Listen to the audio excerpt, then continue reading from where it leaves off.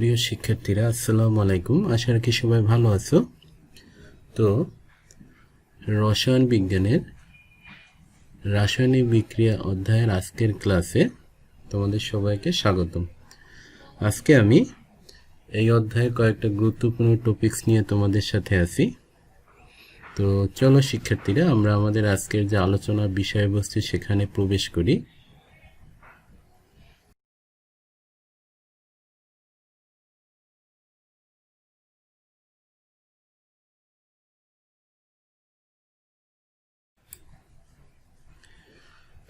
দেখো, আজকে আমাদের আলোচনার যে বিষয়বস্তু শুরুতেই আছে জারণ বিজারণ একটা যুগপৎ বিক্রিয়া। যুগপৎ কথাটি তাৎপর্য হচ্ছে একই সাথে বা সমসাময়িক বিক্রিয়া।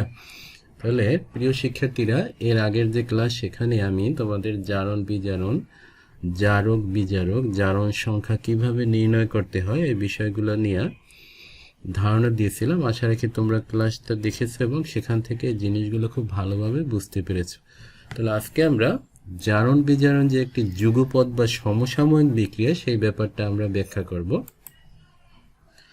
তাহলে দেখো, এখানে আমরা একটা রাসায়নিক বিক্রিয়া এভাবে বিবেচনা করছি। সোডিয়ামের সাথে ক্লোরিন বিক্রিয়া করে সোডিয়াম ক্লোরাইড অর্থাৎ খাবার লবণ উৎপন্ন হয়েছে। এই বিক্রিয়ার মাধ্যমে আমরা জারণ বিজারণ যে একই সাথে ঘটে বা একটা যুগপৎ বিক্রিয়া সেটা আমরা ব্যাখ্যা করব।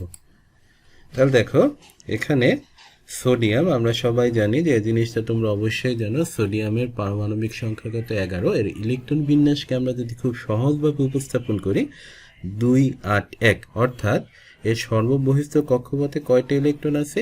একটা ইলেকট্রন। তাহলে এক্ষেত্রে সোডিয়াম কি করে, তার বহিস্থ কক্ষপথের যে একটা ইলেকট্রন আছে ইলেকট্রনটা ত্যাগ করে সে ধনাত্মক সোডিয়াম আয়নে পরিণত হয়। তাহলে সোডিয়াম যেহেতু একটা ইলেকট্রন ত্যাগ করলো, তাহলে আমরা জারণ বিক্রিয়ার বা জারণ অর্ধ বিক্রিয়ার যে ডেফিনেশন জানি সেখান থেকে আমরা বলতে পারি, তাহলে এক্ষেত্রে যে সোডিয়াম একটা ইলেকট্রন ছেড়ে দিল, এই বিক্রিয়াটা হচ্ছে কি জারণ অর্ধ বিক্রিয়া। এবং এক্ষেত্রে সোডিয়ামকে আমরা কি বলবো? বিজারক পদার্থ। এখন আসো, এখানে যে আমাদের ক্লোরিন আছে, আমরা জানি ক্লোরিনের পারমাণবিক সংখ্যা কত? 17। 2, 8, 7, এর বহিস্থ কক্ষপথে 7টি ইলেকট্রন আছে। 8 8 2 10 8 7। এর যে নিকটতম যে নিষ্ক্রিয় গ্যাস তার ইলেকট্রন বিন্যাস হচ্ছে 18।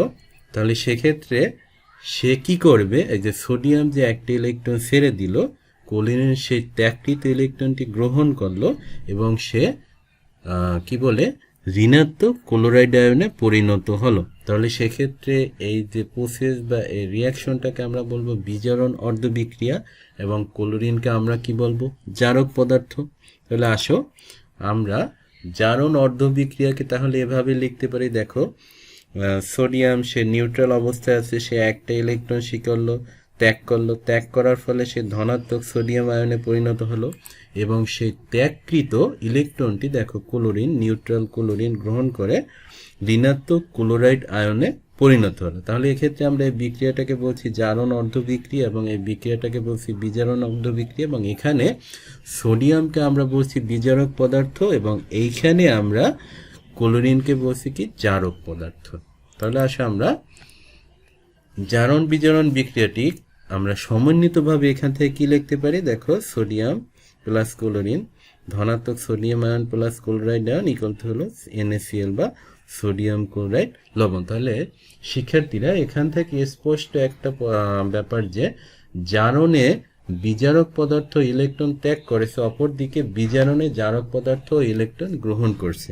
অর্থাৎ এই যে জারণ অর্ধ বিক্রিয়ায় সোডিয়াম যে ইলেকট্রনটি ত্যাগ করেছে, বিজারণ অর্ধ বিক্রিয়ায় ক্লোরিন সেই ইলেকট্রনটি গ্রহণ করছে। অর্থাৎ আমরা এভাবে বলতে পারি, যদি ক্লোরিন ইলেকট্রন গ্রহণ না করত তাহলে সোডিয়াম ইলেকট্রন ত্যাগ করতো না। অথবা আমরা এভাবে যদি বলি যে সোডিয়াম যদি ইলেকট্রন ত্যাগ না করতো তাহলে ক্লোরিন সে ইলেকট্রনটা গ্রহণ করতে পারতো না। তার মানে আমরা এখান থেকে একটা ব্যাপার খুব ভালোভাবে বলতে পারি যে যদি জারণ না ঘটতো তাহলে বিজারণও ঘটতো না। অর্থাৎ এভাবেও যদি আমরা বলি যে বিজারণ না ঘটলে জারণ ঘটতো না, অর্থাৎ জারণ বিজারণের যে সমগ্র সিস্টেমটা বা প্রসেসটা এমন একটা রিয়াকশন যে একটা অন্যটার সাথে ওতপ্রোতভাবে জড়িত, অর্থাৎ জারণ বিজারণ একই সাথে বা সমসাময়িকভাবে বা একটা যুগপৎ বিক্রিয়া।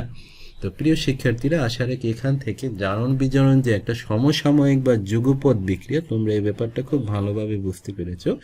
এছাড়া আরও কিছু রাসায়নিক বিক্রিয়া আছে, সেখান থেকেও তোমরা যে জারণ বিজারণ একটা সমসাময়িক বা যুগপৎ বিক্রিয়া বা একই সাথে ঘটে এই জিনিসটা তোমরা ব্যাখ্যা করতে পারবে।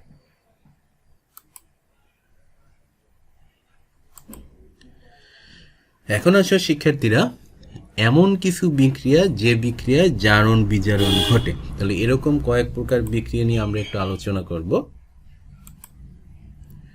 শুরুতেই আছে দেখো সংযোজন বিক্রিয়া বা অ্যাডিশন রিয়াকশন। এই যে সংযোজন বিক্রিয়া, এটা সম্পর্কে ইতিপূর্বে তোমরা অষ্টম শ্রেণীতে বিজ্ঞান যে বই ছিল সেখানে তোমাদের একটা অধ্যায় ছিল, তোমরা কিছুটা ধারণা পেয়েছো।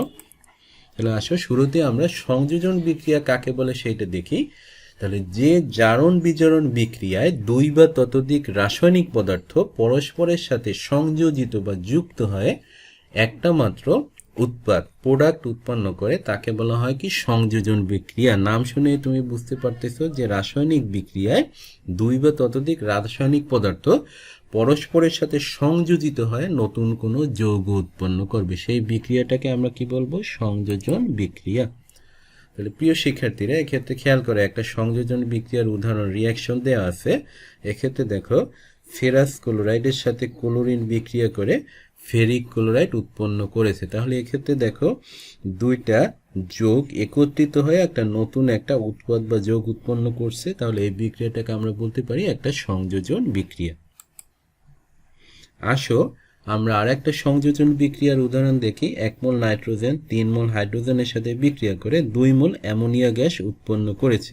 তাহলে এক্ষেত্রে দেখো নাইট্রোজেন হচ্ছে একটা মৌলিক পদার্থ, হাইড্রোজেন একটা মৌলিক পদার্থ, দুটো মৌলিক পদার্থ সংযোজিত হয় একটা নতুন যৌগিক পদার্থ NH3 অর্থাৎ অ্যামোনিয়া গ্যাস তৈরি করেছে। তাহলে আমরা এখান থেকে এই বিক্রিয়াটাকে যদি জেনারেলাইজড করি তাহলে কি বলতে পারি? যে মৌলিক অর্থাৎ মৌলিক পদার্থ এবং মৌলিক পদার্থ সংযোজিত হয়ে একটা নতুন যৌগিক পদার্থ তৈরি হয়েছে, এবং এই যে সংযোজন বিক্রিয়ার একটা আলাদা নাম আছে, সেটাকে আমরা বলছি কি সংশ্লেষণ বিক্রিয়া। অর্থাৎ সংশ্লেষণ বিক্রিয়া কি? যে সংযোজন বিক্রিয়ায় একাধিক মৌলিক পদার্থ সংযোজিত হয় কোনো যৌগিক পদার্থ তৈরি করবে। তাহলে দেখো উপরের যে বিক্রিয়াটা, এটা কিন্তু একটা সংযোজন বিক্রিয়া, কিন্তু এই বৈশিষ্ট্যের আলোকে এটাকে আমরা সংশ্লেষণ বিক্রিয়া বলতে পারি না। কিন্তু এই বিক্রিয়াটা একটা সংযোজন বিক্রিয়া, কিন্তু তার এই বৈশিষ্ট্যের জন্য এটাকে আমরা সংশ্লেষণ বিক্রিয়াও বলতে পারি। তাহলে এখান থেকে আমরা খুব সাধারণভাবে একটা জিনিস বলতে পারি যে সকল সংশ্লেষণ বিক্রিয়াই সংযোজন বিক্রিয়া, কিন্তু সকল সংযোজন বিক্রিয়া কিন্তু সংশ্লেষণ বিক্রিয়া নয়।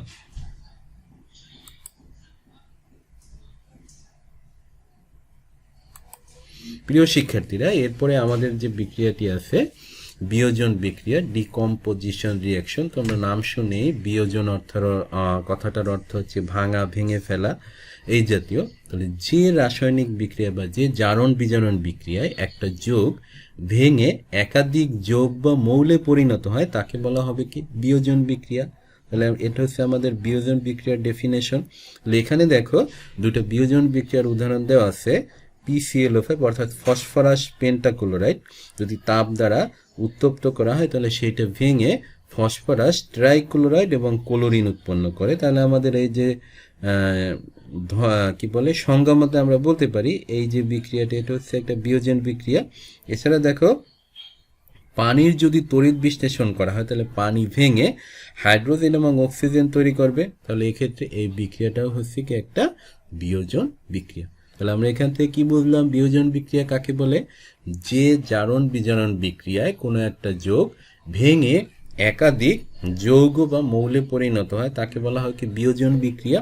এবং এই ক্ষেত্রে একটা জিনিস খেয়াল করো, কোনো যৌগিক পদার্থ ভেঙে যদি একাধিক মৌলিক পদার্থ তৈরি করে তাহলে সেই বিয়োজন বিক্রিয়ার একটা নাম হচ্ছে কি বিশ্লেষণ বিক্রিয়া। তাহলে এই বিক্রিয়াটাকে বিশ্লেষণ বিক্রিয়া, কিন্তু এই যে বিক্রিয়াটা এটা কিন্তু বিশ্লেষণ বিক্রিয়া নয়।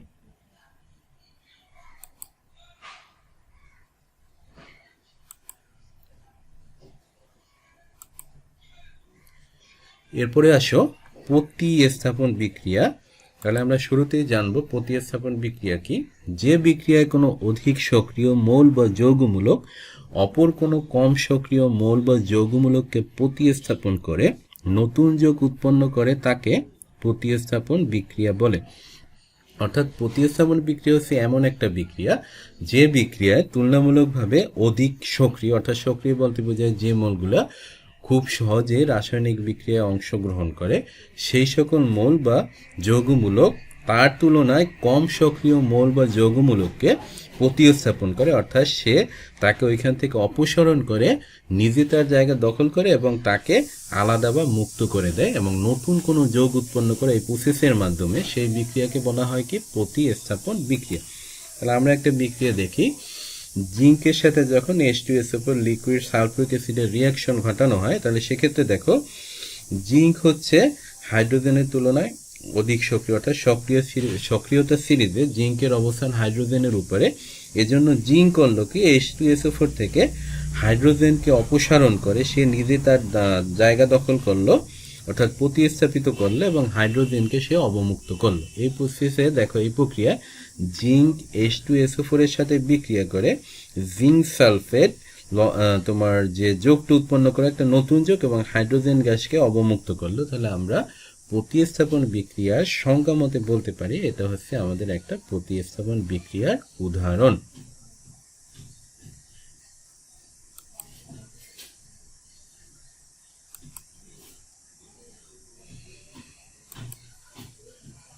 এরপরে আমাদের আজকের যে সর্বশেষ যে আলোচ্য যে বিক্রিয়া সেটা হচ্ছে দহন বিক্রিয়া, কম্বাসন রিয়াকশন। আমরা শুরুতে একটি দহন কথাটার অর্থ কি তোমরা সবাই বুঝতেছো, জ্বালানো বা পুরানো। যে রাসায়নিক বিক্রিয়ায় কোনো মৌল বা যৌগকে বাতাসের অক্সিজেনের উপস্থিতি তাকে পুড়িয়ে বা তার দহন ঘটানো হয় এবং তার উপাদান মৌলের যে অক্সাইডে পরিণত করা হয় সেই প্রসেস বা প্রক্রিয়াটাকে বলা হয় কি দহন বিক্রিয়া। এই বিক্রিয়া সবসময় কি হবে, তাপ উৎপন্ন হবে এবং এই প্রক্রিয়ায় ইলেকট্রনের আদান প্রদান ঘটবে, যেহেতু এটা একটা জারণ বিজারণ বিক্রিয়া।